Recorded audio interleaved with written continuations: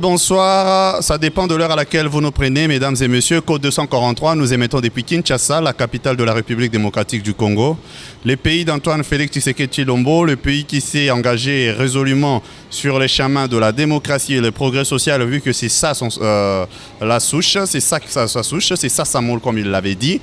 Maintenant, nous sommes aujourd'hui dans Interview C243. Nous avions reçu pour vous une personnalité de ce parti, mais également qui a joué un rôle très important dans ce régime déjà. Nous parlons de Maître Jean-Pierre Kalombo, à qui j'ai dit bonjour. Bonjour Maître. Bonjour monsieur le journaliste. Aujourd'hui, nous sommes très heureux que vous nous honoriez de votre présence sur notre plateau de Code 243 pour parler de l'actualité en général, puisque ça bouge. Oui, je suis à votre disposition.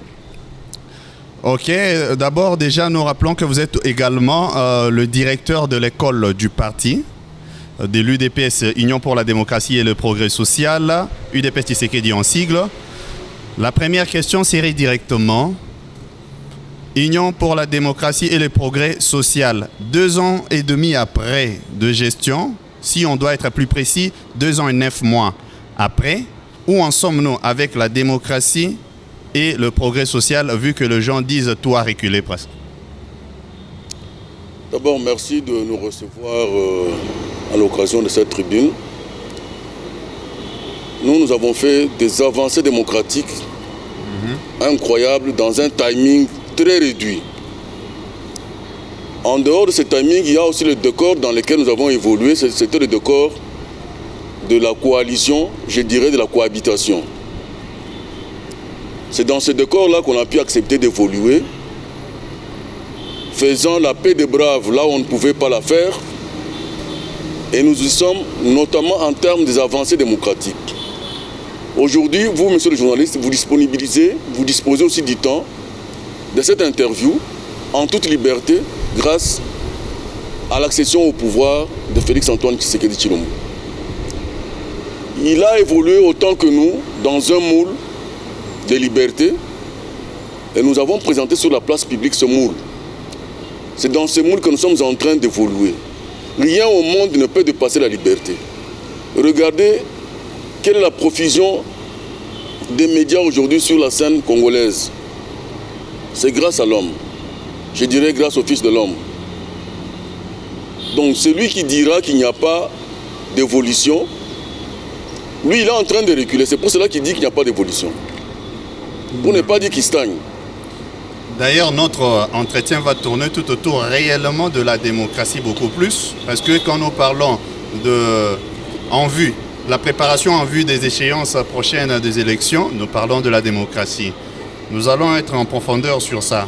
Je prends d'abord encore un élément, vous qui êtes de l'école du parti.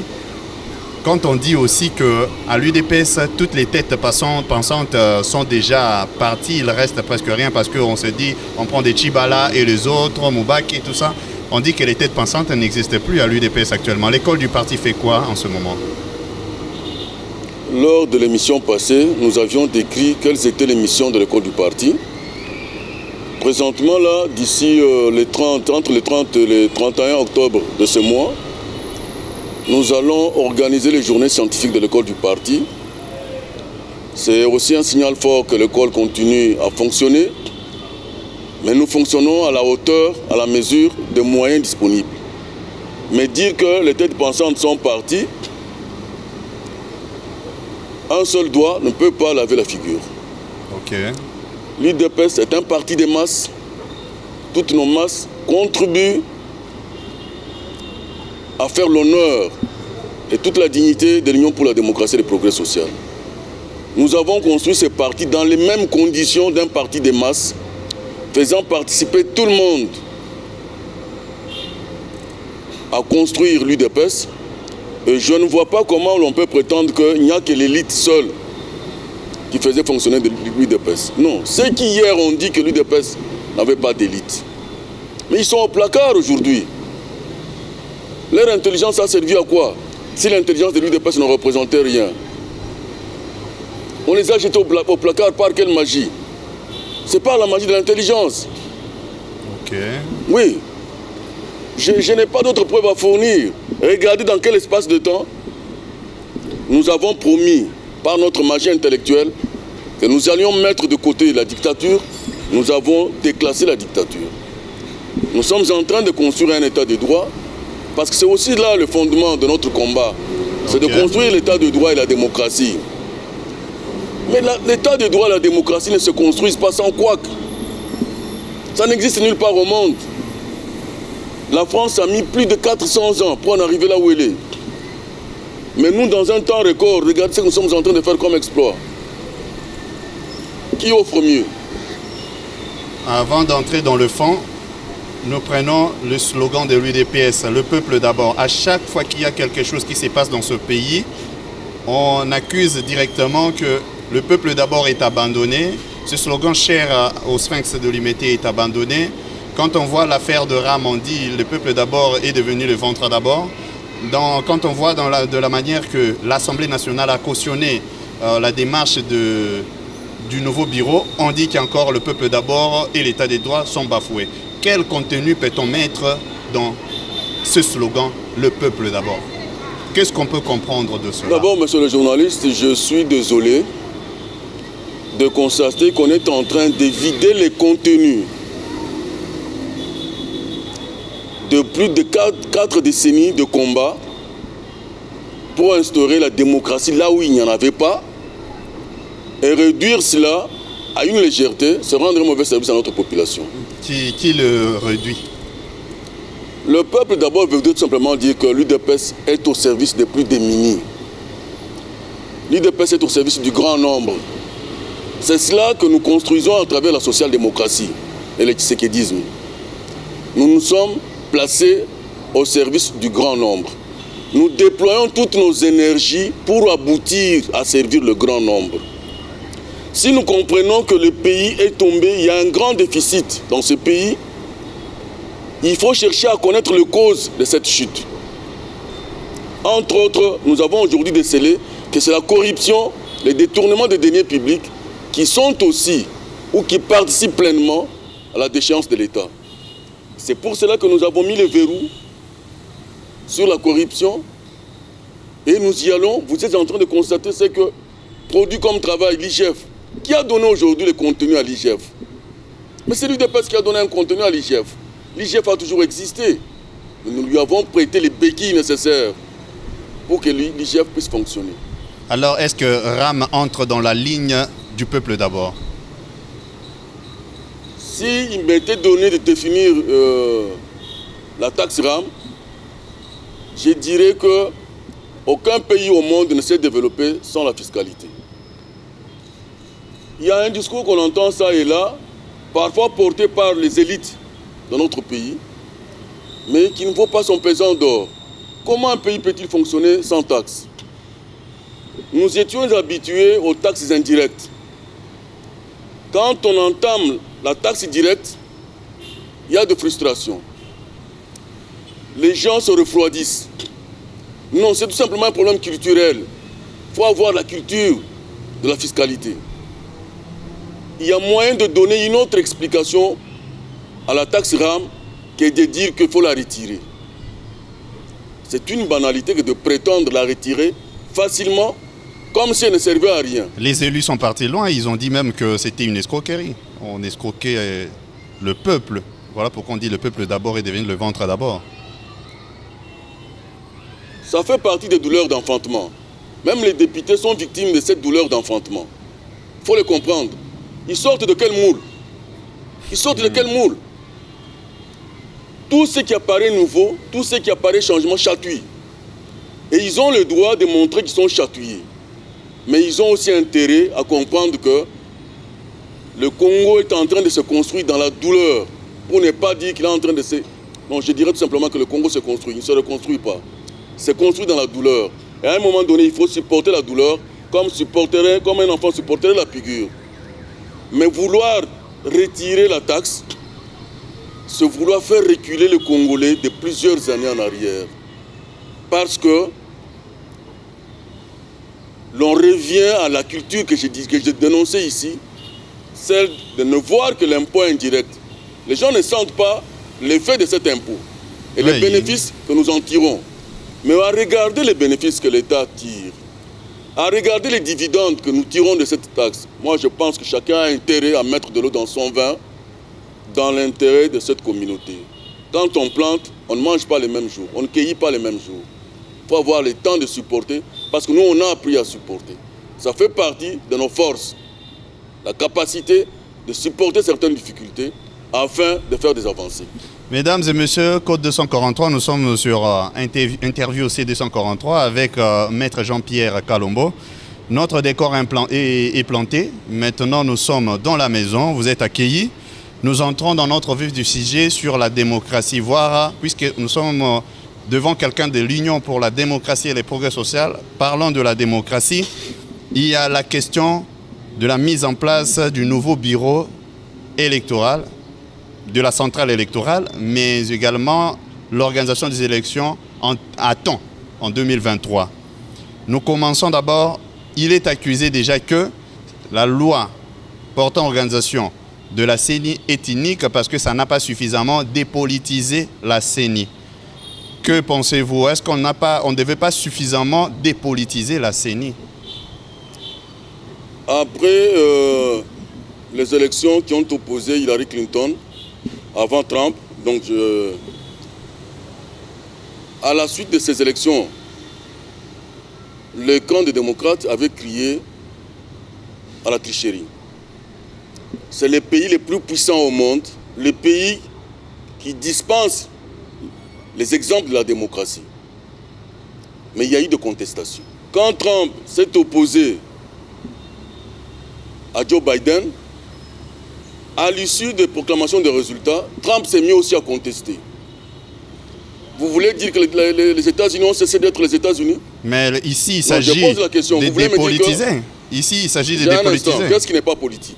On devait laisser exclusivement la société civile qui n'est pas politique. La société civile et les confessions religieuses devaient prendre le règne de la CENI. J'ai suivi une voix attitrée, celle de Modeste Bahati, répéter, réitérer que la société civile congolaise n'a jamais été non politique.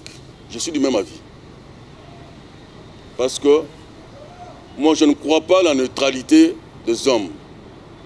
Un être humain a toujours un penchant. Quel qu'il soit, il a toujours un penchant. Dès lors que vous lui retirez ses sentiments, sachez qu'il devient une chauve-souris. Qui me dira qu'il ne fait pas de la politique? Nommez-moi quelqu'un de la société civile qui ne fait pas de la politique et dont le comportement n'est pas politique. Tout est politique. Tout est politique. Pas politisé, mais tout est politique d'abord. C'est la politique qui régente tout. Si vous ne le savez pas, vous avez intérêt à le savoir. Tout le temps que nous on a mis à l'UDPS, c'est aussi pour intérioriser ces valeurs qui font que la politique régente tout. C'est tout simplement question de savoir quelles sont les méthodes qu'il faut utiliser pour entrer et sortir. Mais dès que vous n'êtes pas armé, dès que vous ne savez pas gérer certaines questions, au motif que vous êtes en train de rechercher la neutralité. Non, on recherche l'objectivité, on ne recherche pas la neutralité. Ah, ok. La neutralité est presque un vain mot. Comment quelqu'un peut évoluer dans les milieux catholiques et dire qu'il est neutre? Comment on peut évoluer dans les milieux d'église du Christ au Congo et prétendre qu'on est neutre? On est neutre comment? Mais quel est l'impact de cette église sur vous? Quel est l'impact de l'environnement sur vous? Quel est l'impact de l'école sur vous? La rue. Ce sont tous ces éléments-là qui font partie des acteurs de l'éducation.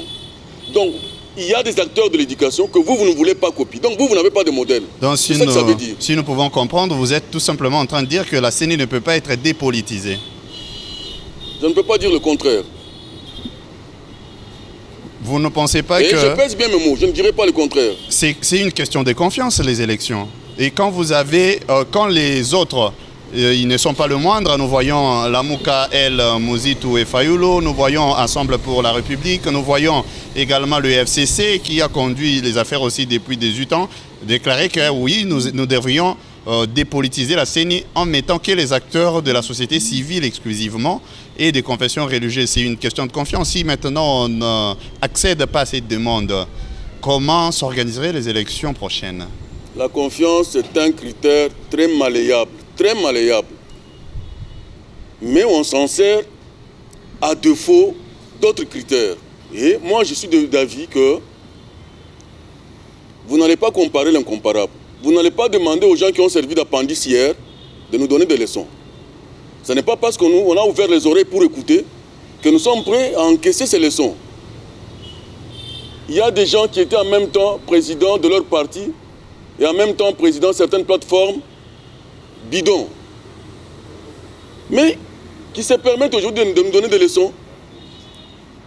Quelle est la confiance que nous on va mettre dans ces leçons-là parce qu'eux-mêmes, ils inspirent le doute. Eux-mêmes, ils inspirent le doute. Comment on va croire dans leur confiance? Ce qu'il y a à faire, c'est d'aller simplement vers l'objectivité. Il y a des règles, mais les règles, qui les applique? Qui applique ces règles? Les hommes, ce sont les hommes. Mais les hommes ne sont jamais neutres. Alors là, il y a encore un problème. On crie au vice de procédure à la désignation ou à l'entérinement de... Parce qu'il faut chercher le consensus. Parce que justement, il faut chercher consensus. Et là, Moïse même a adjoint une correspondance à l'intention du président de la République, lui demandant de ne pas investir le nouveau bureau mis en place parce que ça n'a pas rencontré le consensus. Je ne suis pas fort en invective. Je ne suis pas très fort en invective. Je ne suis pas le produit des invectives. Je considère tout simplement que il y a des gens qui ne méritent pas de nous donner des leçons. Ils peuvent attendre un peu pour pouvoir nous donner des leçons qui nous rassurent de ce qu'ils sont devenus. On devait normalement changer, voire même le CC a dit on peut changer même un autre Moulouba pour le mettre à la place de Denis Kadima parce que Denis Kadima a un problème de probité morale. Ça au moins, pourquoi l'UDPS ou même l'Union sacrée en général ou le camp de la majorité présidentielle s'accrocherait à cette démarche menant Denis Kadima à la tête de la CENI? Donc vous voulez par là me dire qu'à l'église kimbanguiste, il n'y a pas de probité morale. C'est ça le lien. Parce que nous sommes habitués à la légèreté, donc l'église kimbanguiste n'a aucune moralité. Vous acceptez cette logique? Là, vous le dites parce que Denis Kadima est porté par l'église kimbanguiste. Mais je vous retourne la question parce que j'ai aussi le droit de vous retourner des questions. Vous savez bien qu'on a même dit que toutes ces 6 confessions religieuses qui ont choisi Denis Kadima été logées au Kempinski Hotel. Donc c'est des gens acquis déjà à la cause de la présidence et que Denis Kadima est le candidat du président. Alors pour juste laver tout ça, est-ce qu'on ne devait pas seulement écarter tout simplement le nom de Denis Kadima et laisser un autre nom? Quand vous accusez mon président, vous m'accusez. Vous m'accusez. C'est tout ça que ça veut dire. C'est tout ça que ça veut dire. Nous avons écouté Abéchol, il a dit. Qu'est-ce qu'ils n'ont jamais dit? Ils disent tout. Même quand on leur offre le meilleur plat du monde, ils disent tout. Abéchol a même dit ils ont été menacés. Il y a des confessions religieuses qui ont reçu. Je n'ai pas besoin de me citer le nom des gens parce que je vous ai dit que je ne suis pas fort en invective ni en insulte. Mais ce n'est pas des personnalités moindres, ils engagent de grandes confessions religieuses et voilà ce qu'ils nous disent.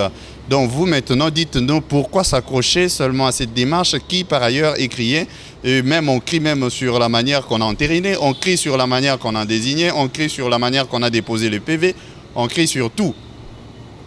Est-ce que vous ne donnez pas suffisamment de recettes? Les Congolais ont l'art facile de la critique. S'il n'y avait qu'à regarder le nombre de confessions religieuses, vous pensez qu'il n'y a pas consensus? Là, dans les cas échéants, sur 8, 6 sont d'accord. Vous êtes dans la majorité numérique ou bien dans la majorité populaire? Vous êtes où? Vous-même qui me posez la question, vous êtes de quel côté? Moi, de la majorité numérique ou bien de la majorité populaire? J'apporte que les questions des autres, moi. Vous les apportez mal? Non, là j'apporte tel qu'ils l'ont dit. Je ne vous soumets pas à un jugement de valeur, mais j'ai comme l'impression que vous les apportez mal. Non, c'est ce qu'ils ont dit. Si vous-même, dès le départ, vous n'avez pas bien tamisé, c'est sur quoi nous devions parler, vous allez tout simplement vous morfondre dans des choses incongrues. Il s'agit d'éclairer l'opinion. Éclairer l'opinion... L'opinion ne vous a pas demandé ce que vous dites là. Ça, ce n'est pas l'opinion, ça c'est vous. L'opinion ne vous a pas demandé ça. L'opinion écoute ce qu'eux disent. Mais l'opinion aussi m'écoute. Alors, dites-leur quelque chose. Alors? Moi, je constate tout simplement qu'il y a des règles, des jeux, que les uns et les autres doivent respecter. Si on va dans le consensus, si on va dans le vote, regardez ce que disent les textes. Mon problème n'est pas de venir déployer les textes ici, mais ce qui reste important est que, dès lors que la confession religieuse telle que l'église kimbanguiste, toutes les confessions religieuses sont censées incarner un minimum de probité morale.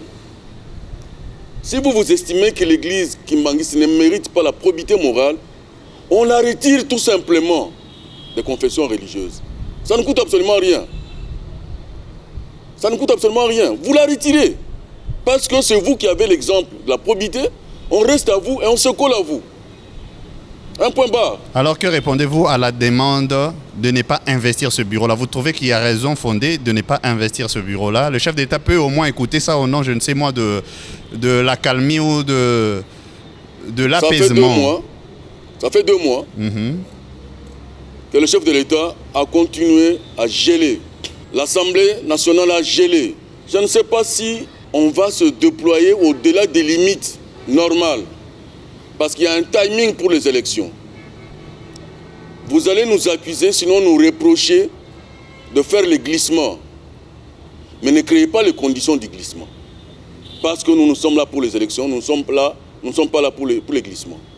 Mais ne créez pas les conditions du glissement. Parce que, à l'issue de ces glissements, vous allez encore venir avec des consensus et des conciliabules pour qu'on s'assoie avec vous afin de gérer la transition. Ça fait partie du discours déjà entendu. Mesdames et messieurs, Code 243, Interview 243 avec Maître Jean-Pierre Kalombo avec vous. Nous changeons de chapitre. Il y a un autre chapitre jusque-là depuis un temps. Je crois que maintenant, plus de 3 mois déjà, nous sommes une partie de la RDC sous état de siège. Le camp justement FCC, toujours avec le partenaire de l'Union Sacrée, qui a aussi cautionné que l'état de siège était un échec.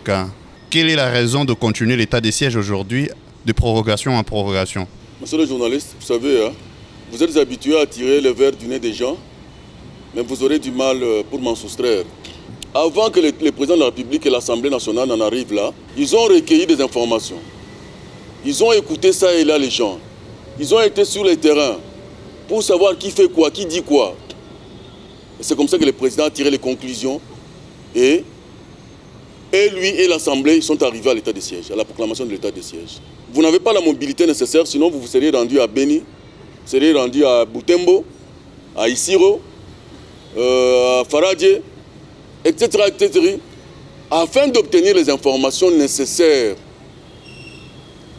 Vous irez à Komanda pour savoir comment les Chinois sont-ils arrivés là-bas. Et ils sont en train d'exploiter pendant qu'il y a crépitement des balles. Ça, vous ne pouvez pas expliquer. Ben c'est là où ça étonne avec l'état des sièges en place. Un instant, il faut que ce soit Alain Foka qui vienne pour dénoncer.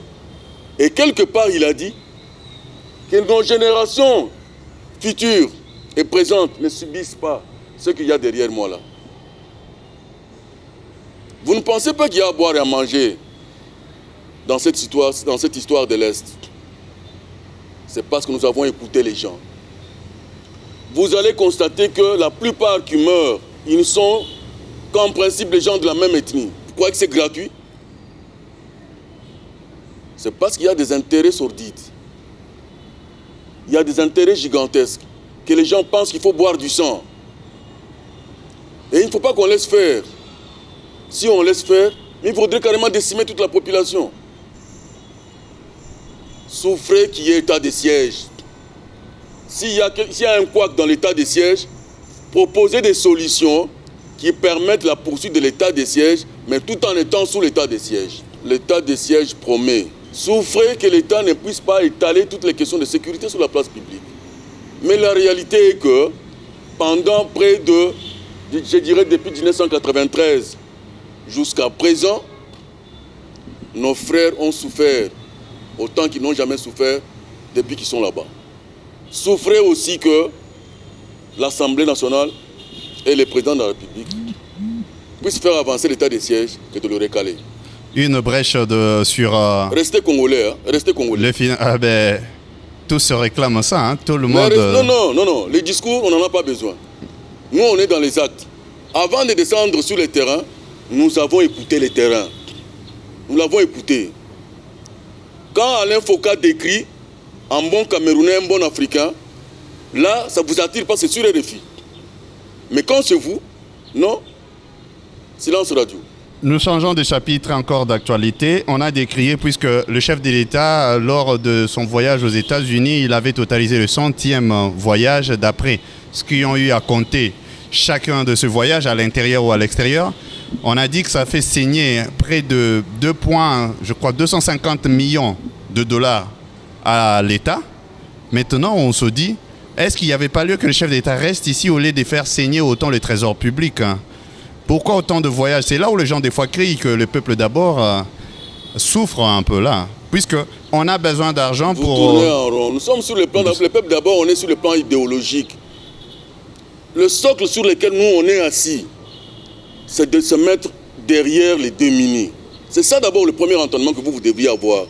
Si sur ce terrain-là, on n'est pas sur le même diapason, il y aura un décalage au niveau de l'entendement. Vous pensez que les dividendes obtenus par l'entremise de ce voyage valent moins que les voyages? C'est la question que moi je me pose et que je vous retourne. Ceux qui disent cela, ce sont les tireurs de ficelles d'hier qui sont en train de chercher les poux sur les têtes des gens rasés. Nous, on est là en train de nous battre chaque jour et en dépit de tous les crocs en jambes. Parce que le croc en jambes, vous en connaissez de toutes les couleurs. C'est aussi ça la spécialité du politique congolais. C'est de croire qu'en faisant le croc en jambe, il a les moyens de trouver des dividendes financiers. Mais nous, on n'a pas été produits pour cela. Nous avons une autre culture. Mais c'est cette culture-là qui est en train de passer difficilement parce que nous voulons déboulonner un mauvais système assis sur la corruption, sur le détournement des deniers publics. Vous avez dernièrement suivi le ministre des Finances. Quel est le rapport qu'il a fait par rapport aux entrées en termes de recettes? Ça ne relève pas de la magie, c'est de la volonté de l'homme. C'est la volonté de l'homme. Mais cette volonté doit chatouiller les tireurs de ficelles d'hier, les pilleurs d'hier. Non, qui se mettent en réserve de la République et qui les regardent. Ils ont le temps de se mettre en réserve de la République et de regarder. C'est pour un temps. Il ne faut pas se dire républicain pour une République qui n'existe pas. Nous, on est en train de relever l'État. On les tire des profondeurs où il était. Et il y a des gens qui ont participé à l'enfoncement de l'État et qui aujourd'hui sont les premiers à anticiper pour dire non, au bout de 2 ans, vous devriez construire des gratte-ciel. Mesdames et messieurs, nous tendons vers la fin. Nous sommes presque arrivés à terme de notre échange. D'autres sujets, parce que là, nous étions tout autour vraiment de l'actualité, mais d'autres sujets, nous allons le parler dans un autre numéro avec Maître. Nous atterrissons avec la cohésion au sein de l'Union sacrée, d'où vous faites aussi partie. Il y a une loi controversée aussi en proposition qui vient de Noël Tiani. Ça a réellement dérangé votre partenaire. C'est d'ailleurs le même partenaire qui déclare au niveau de l'état des sièges, au niveau de la loi électorale, mais également avec cette proposition qu'il a placée parmi ses lignes rouges. La proposition portant sur le verrouillage de quelques postes de la République, que ça devienne de père et de mère, ceux qui sont nés de père et de mère, qui le conduisent comme président de la République, et de quelques postes régaliens. C'est une sorte d'exclusion en avance de certains candidats, puisque à l'Union sacrée, certains ne veulent que crier sur l'allégeance de soutenir le deuxième mandat du chef de l'État, ou cette loi a sa raison d'exister en ce moment. Est-ce que, dernière partie de cette question, est-ce que ça ne dérange pas la cohésion nationale, mais également la cohésion interne de l'Union sacrée?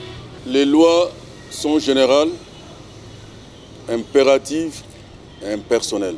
Quand on veut édicter des lois ou quand on fait des propositions de loi au niveau de l'Assemblée nationale, il y a cette liberté de laisser les gens s'exprimer. Parce que c'est aussi ça le sens du combat que nous on a mené. Mais quant à dire qu'on n'a pas le droit d'entendre les Congolais parler des critériums pour être désigné à la présidence de la République, moi je pense que c'est aussi fausser la liberté. Chacun dispose de la liberté de s'exprimer autant qu'il veut. mais pas en brandissant des menaces jusqu'à aller vers des menaces de mort, comme si on détenait seul le monopole de la mort. Nul ne détient le monopole de la mort. Ce qui me paraît important est que les efforts soient fournis pour qu'il y ait des maîtrises, un langage acceptable par tous, au profit de la communauté, que d'avoir un langage qui blesse, d'avoir des mots qui tuent. Et des propositions qui blessent également. C'est aux Congolais de juger. C'est à l'Assemblée avec ses représentants de juger. Mais quand vous mettez la charrue devant le bœuf, vous empêchez à l'Assemblée d'exercer ce droit. Donc vous pensez et vous savez que ceux qui sont à l'Assemblée ne représentent pas la population. C'est pour cela que vous leur intimez des ordres. Et là, c'est dangereux. Ils ont aussi leurs représentants. J'ai tout dit, hein, j'ai tout dit. Je vous ai dit que je ne suis pas fort en invective. Mais quand même, vous avez fait appel aux autres de venir à l'Union sacrée pour essayer de redresser la République. Il faut quand même tenir compte des avis des uns et des autres.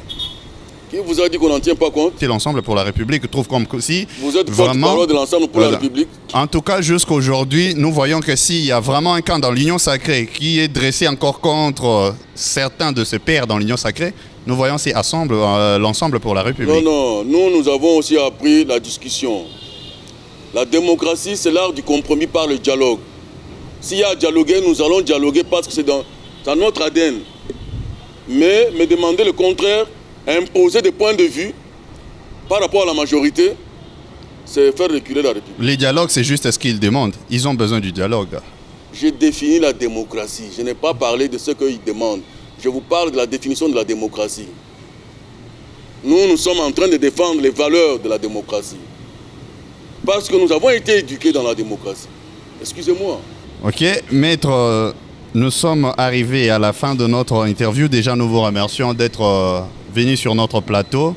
Nous aimerions bien avoir vos avis de temps en temps, mais nous atterrissons alors avec la dernière question qui, en réalité, serait votre mot de la fin. Au regard de tout ce qui se passe actuellement, avec la tension qu'il y a devant, avec les élections qu'il faut préparer, quel message pouvez-vous adresser beaucoup plus à la population, mais également à la classe politique, pour que les choses avancent pour le mieux? Il faut croire aux valeurs. Le Congo ne peut se relever que par les valeurs. Il y a un déficit sérieux de valeurs. Les gens sont vite tournés vers leur ventre. Ils sont vite tournés vers leurs intérêts. Vous comprenez comment les gens s'agitent dans la question de l'état des sièges. C'est parce qu'il y a un problème de ventre. Il faut se dépasser, sortir du ventre. Et on peut ensemble construire les valeurs. Les valeurs, il y a des gens qui sont appelés à les distiller.